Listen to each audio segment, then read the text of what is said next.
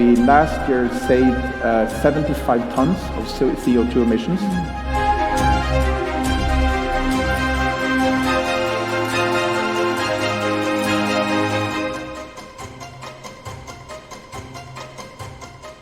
I want to talk a little bit, I think, about energy. And why energy? Because energy impacts every aspect of our life cycle management. If you look at production and if you look at how we operate, and specifically taking production as well, and I think we share some of the same objective and targets. We are committed to the UN Sustainable Development Targets. We have committed also to Paris Agreement 1.5. So how do we get there, right? So looking at energy, mostly looking at our production facilities. Right? This is the most energy-driven consumption that we have in the company. So if we want to do something and to reach the objective and targets, obviously this is where we harvest the biggest gains. How do we do it? Well, two ways. Right? One, look at the total consumption that you're already doing. Is it possible to reduce it? Right? And then you go in to look at your full operations, you look at innovation, you look at different initiatives that you can take, reducing temperature in the offices, at the facilities, using water pumps, all these kind of things. So that's one thing, is to reduce the energy that you're already using. The second aspect of it is, where does the energy come from, right? So we put down a pretty tough target, I would say, and then you may surprise me and say, yes, you have an even tougher target. It's a competition here, a healthy one. But we put down a pretty tough target and said by 2030, we want all the energy that is delivered to buyer to be renewable energy, which is quite a tough target because we are in an energy demanding industry, right? I think last year we were at 25%. So it's quite a leap to go. But that's our target, renewable energy, 100% by 2030. I can give you one local example, just to show what we're doing here also in the United Arab Emirates, and particularly in Dubai. One of our third-party customers have installed solar panels in their facilities, and by this, I think the last numbers I saw was that we last year saved 75 tons of CO2 emissions, which is equivalent to a few 100,000 trees. So this is a local initiative one of our partners is doing in Dubai that I'm very proud of. So I'm babbling away. I hope that was answered to part of your question. You're doing a lot, yeah, absolutely. It's amazing to see. Thank you so much, Boyd, for joining us as well. Talk to us about the role of the pharma industry in creating a sustainable healthcare culture as well, and sustainability's impact on operational efficiency, as we've been hearing from Hugo as well, and patient care. Thank you, and look, we are on the same mission. I think as industry, we are actually all going, in the same direction. The question is, where do you start, and how fast can you go? I think we are also committed to all that, and say, look, by 2030 we should be, zero carbon footprint in a way. Now, there are big sites that is of course is an easy target, right? But what about us? In each of the markets that we operate in, how can we partner with community? How can we make sure that we do our best, and to make sure we achieve as well? So there are a lot of things that I think we are working on. We have a lot of portfolios. GSK has been doing things in germ medicines, into vaccines, into specialty oncology. So with all that, what can we play a role in the community that we can really look at all that sustainability, and help the world to be greener?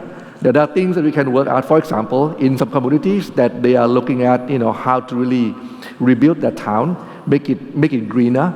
How can we actually do a toxic waste, recycling, and to go beyond that, we use those materials from our own devices, to make, like a road, for community, make the markets. So those are the things that we're trying to make happen, at the market level.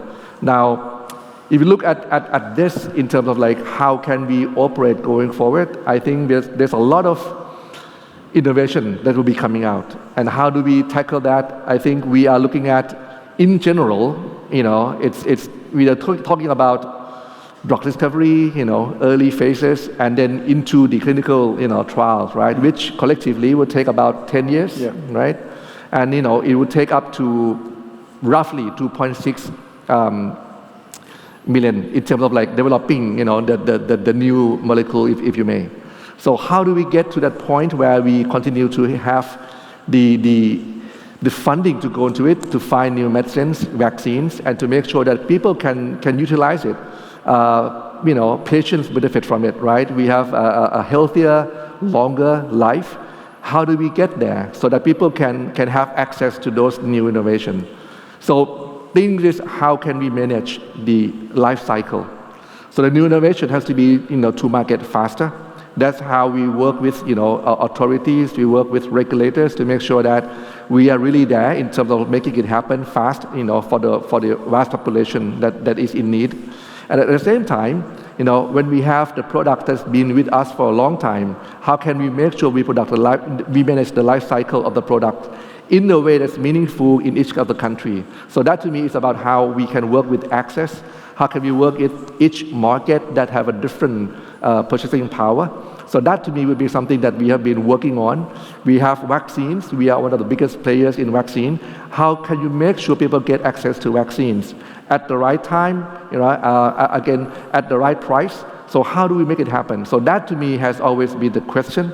But we've been able to work with all the authorities to make sure that we make it happen, we make it available, and that to me is how we need to continue to do it so that people continue to have innovation coming out to the market, and people are also having the access with the product that is being widely available and still continuing to enjoy quality of life and have, to the point that access happen in all the places that we can.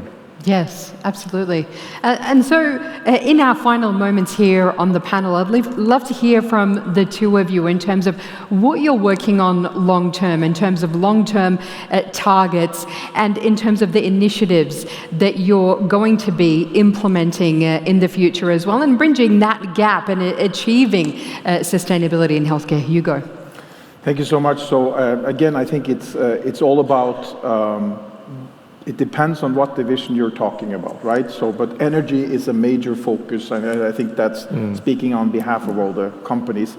I think also an extremely important aspect is the ability to recycle and reuse the packages that we are producing. Just give you an example. Just before this call, I was given a number of how many aspirin, probably the most famous product Bayer has, but 22 billion tablets of aspirin was produced last year.